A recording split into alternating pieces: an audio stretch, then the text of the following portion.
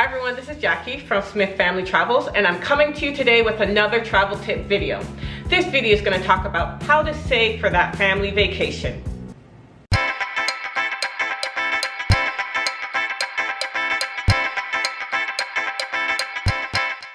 So we've been able to go to quite a few places that's on our bucket list of places to go, as a family, but they're never spur of the moment trips. We have planned and we make sure that we're not going above our means for when we do travel as a family. So one thing we do is have a travel savings account. So we actually have an account called Vacation. So for example, if you want to spend, a certain amount, so you say you want to go on vacation in a year. So you have 12 months to save for it. You know how much you need to budget for that year, for that vacation, and then you divide it by 26 weeks. We get paid bi-weekly, that's 26 paychecks, and so you take that amount of money that you want to budget for travel for that year, divide it by 26 weeks, make sure that you do automatic debit, so I don't even have to think about it. It comes out as soon as we get paid, and that money is for travel only. I mean, if an emergency comes up, we can certainly use it. If we don't, for whatever reason, go on that trip, that money can stay in there and maybe be for a future vacation. But if you don't plan and put aside money for vacation, then it's gonna be very hard for you to pick up and just go somewhere. I mean, unless you do it on credit. Paying for something like a vacation on credit is not, in our opinion, not the best way to travel. But if you have a savings account set up, you'll be amazed at how much money you can save in a year, and then you'll be able to go on that vacation and not have to worry about credit card bills when you come back, because you've already planned and set aside money for that vacation. Another thing we do is we eat at home. So when we're traveling, of course, we're gonna be out and about, so we'll stop and get something from a food truck, or go to a restaurant, or go have takeout. And sometimes we'll, even if we're close enough to the hotel or the apartment that we've rented, sometimes we'll go back and we'll have dinner there and go back out, or we'll have breakfast at the apartment and go out after that. But when we're at home now, we do not frequent takeout places or restaurants. Our birthdays, each of us go, gets to choose our restaurant, and we'll go out for dinner. If there's a special occasion or something, we'll go out to dinner at a restaurant, but we don't make takeout and fast food and restaurants an everyday occurrence, or even an every week occurrence. That can gouge your pocket. We're a family of 5, and that can add up so quickly. And so even our kids are very used to eating at home or preparing something and bringing it with you. They eat breakfast at home, and then I pack everyone's lunches. So everyone's getting a sandwich and fruit and juice. And even when Malachi started college, I asked him, do you want me to still pack lunch for you, or do you want to buy lunch at school? He's like, no, I'll take the lunch that you pack for me. Keep packing lunch for me. They're in the habit of eating at home as much as possible. And I guarantee you will save so much money not eating out often. Then when you go away, it's a treat. You eat out at restaurants, and you can probably splurge a little more. You can have local food that you've never had before. And that's because you ate at home when you're at home. Now that you're abroad, you can splurge a little on restaurants and takeout places. We love to bargain hunt, and whether that's, looking for sale items or clearance or price matching. Groceries can cost a fortune. And, a family of 5, you can easily spend a couple of $100s a week, because I do buy things for breakfast, lunch, dinner, and snacks, and fruits and vegetables. I don't do coupons, but I do price match. So I used to be, one of those people who would go into a grocery store and have all my flyers, and I was pretty organized with it, and I did it pretty quickly. But yeah, I was one of those people. And now they have apps that are available that have all the flyers on the apps. And so, at the end of the week, I do my search for broccoli and apples and eggs and whatever else that I need for that week.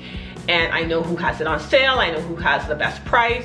And then I'll go to my local grocery store that does price matching, and that's how I buy my groceries. And you save a ton of money, you know, 99-cent broccoli as opposed to $3.99 or $2.99 head of broccoli, you know, and we go through like 4 heads of broccoli for the week. So that alone in itself is a lot of savings. You know, besides grocery shopping, we try to do our clothing shopping at the end of season. So for example, if I'm looking for boots for Keenan for next winter, I'll look in February or March. And even if you're looking online, a lot of times they will have clearance sales and they'll have their winter stuff on sale because they're trying to get rid of it. And so I try to do that as often as possible. Of course, sometimes you're not going to find things on sale, but if you really need it, then pay regular price, but don't make that at least we haven't made that a habit. It's, you know, looking for things on sale and bargains, and price matching has become just an everyday lifestyle change for us. We've tried to cut the fat from our bills. So hydro, water, gas, cable. Are you really watching all those, you know, 300 channels that you have, or can you cut some down? You know, they have certain packages that might be of interest to you on the TV shows that you actually watch, and cable bill can be a huge reduction. Hydro bill, gas, water. We've sat down with the kids one time when we got a high, what was it? I think it was a gas bill. And I showed them the gas bill and I said, you know, we can keep paying this price for gas, or we can go on vacation. And it's up to you guys to decide what you want to do and how you want to spend our money. And so I turn lights off. I don't run water excessively. I wash the dishes and let the dishwasher go at certain times of the day. It'll be in the evenings or the weekends. Laundry time is evenings and weekends. That's when energy prices are lower. And so those little things with a family of 5, it can add up. And so we have seen we've been doing this for years, but we've seen our bills go down considerably because we're more aware of where we can reduce costs, and it has worked out for us. Speaking of off season, you can go traveling on off season. So we've been to Paris 3 or 4 times. We've been to Barcelona, and we've never been to any of those places in the summer because summer is high season. Paris in the fall, in the winter, in the spring is beautiful. It's Paris. It doesn't matter when you go, it's still beautiful. Barcelona, we went in, I think it was the fall, and again, beautiful. We've been to places in the summer, of course, but especially in Europe, it's really expensive in the summer. So flights are going to be more expensive, accommodations are going to be more expensive, and places are going to be more crowded. And I'd much rather to go on a beach when it's still warm but not hot, and there's few people on the beach, as opposed to going when it's hot and it's crowded and you can't find a spot to sit and relax.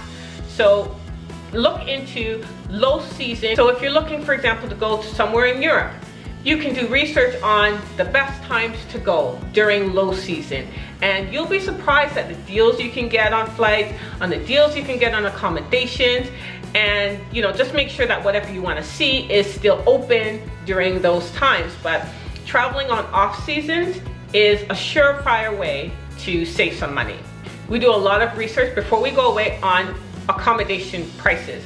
So there are thousands of places that you can check, Kayak and Expedia and hotels.com, that the list is endless. And a lot of those places will you can put in the city, the accommodations you're looking for, the number of nights, the dates, and it'll show the price. If you think that something is of interest to you, but you don't want to spend that amount of money, you can actually get a price alert to see, you can see if the price goes up or down. And that's if you have a lot of time to plan for that trip. If you're booking something on Airbnb, for example, you can contact the host and see if they'll reduce their price. Because sometimes you're booking something last minute and they just want to book their accommodations, and it's better to be booked at a reduced rate than not to be booked at all. it doesn't hurt to ask. I've done it in the past, and I have gotten a reduced rate on an Airbnb accommodation. So, you know, just some ways to cut costs, because accommodations can be take out a really big chunk of your vacation budget. Trying to reduce that cost is a surefire way to save some money. As I said, we're bargain hunters, but a lot of times when you bargain hunt, you spend more money than what you had anticipated. So a lot of time, you know, I shop at Winners quite a bit, and so that's like a Ross or a Marshall's in the States, and oh, this is on clearance, and you know, it's $10, and oh, this is on clearance, it's $20, and this, and before you know it, you spent $100 and you never budgeted for that. So I have really cut down on spur of the moment shopping. I know if I want something, I'll go look for that thing. And yes, sometimes I see something and the price is too good to leave, but I try my very best to cut that out. You know, because $10 here, $20 there, $50 here, it adds up after a couple of months, and that money could go towards a vacation. Our kids also follow these rules. So Malachi now has a job, and he has a separate savings account for his vacation.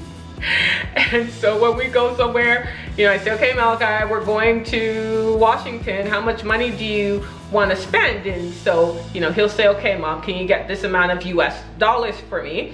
Because he's put away his vacation savings into a separate account from his checking account that goes in there automatically. So when he's on vacation, he knows how much he wants to spend, and he does quite a lot of shopping as a 19-year-old boy. He has that money. Kana now, she gets allowance, and so, but she saves her allowance. She's a really good saver, and so we have always instilled in our kids that when we go on vacation, you bring your own money. And this started from the time they were getting allowance when they were probably 8 and 11, and you'd be surprised how they, you know, they penny pinch when they're spending their own money.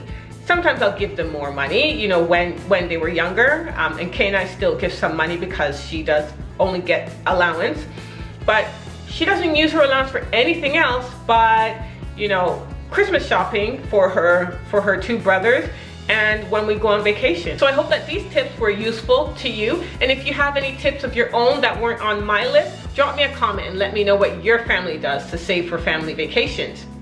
Until next time, this is Jackie from Smith Family Travels saying happy travels to you and your family. If you like this video, click on the like button and subscribe.